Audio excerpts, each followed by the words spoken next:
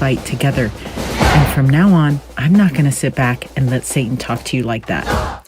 Do you ever think your whole day is ruined because you didn't wake up on time or because your morning routine got thrown off somehow? Why is that? The Lord wouldn't ever give you a guilt trip. I know those thoughts can only come from one place. Sometimes it's easy to agree with Satan when he is telling me that my efforts to connect with Christ were not enough. Probably because I know personally how powerful that time can be. But I hate that I let him discourage me like that, because as if that really were the case anyway.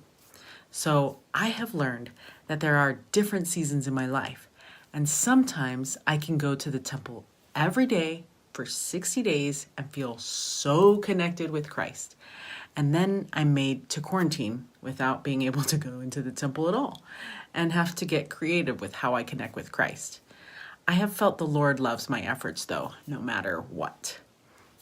So the Lord has commanded us to remember him always. He didn't just say, remember me in the temple, or remember me only during your morning routine. So I have tried to find pockets of time where I can read or listen to scriptures, talks, or podcasts that help me to remember Christ more often, because I can't always connect with him the same way. But no matter how I do, he still fills my cup. I have also recently found out that I'm not the only one who loves exercising while listening to general conference talks. So we might need to start a general conference gym.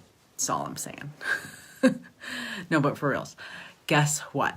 No matter how little or how much time I spend connecting with Christ, whatever way works best for me, the adversary is always right there telling me that it's not enough and that it doesn't count for some crazy reason he just made up. He drives me nuts. From one minute, he's distracting me from connecting with Christ to the next, telling me that my connection wasn't good enough. He's so fickle and inconsistent.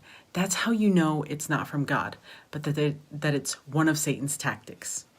Anyways, in one of my efforts to find something to watch while feeding baby girl, I came across an LDS Living Real Questions episode. I'll include the link. It was an episode with Dr. Carrie Scarda, one of the authors of the book called The Power of Stillness, Mindful Living for Latter-day Saints. She said, Christ comes to women, and she gave 3 examples found in the scriptures. 1, the woman in the well, the woman at the well, in the well.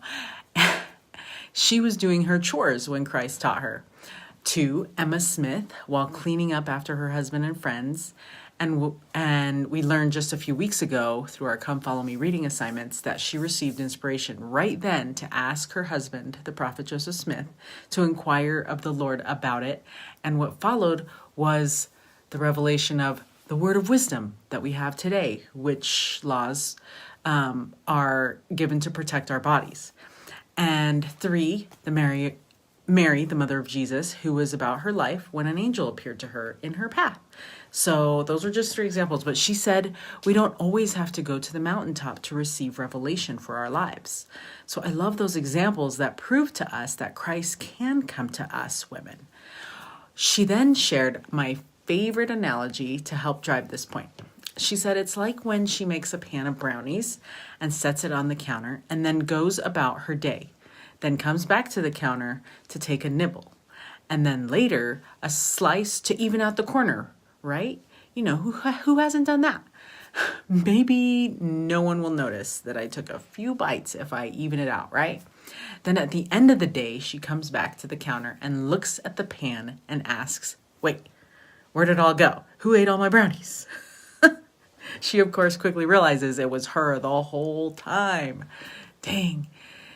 It's the worst when that happens, right? So she says, just like those little bits of calories add up and show up on our hips, you're not alone, Sister Scarda, that nibbling on spiritual brownies throughout our day can make a difference in our lives.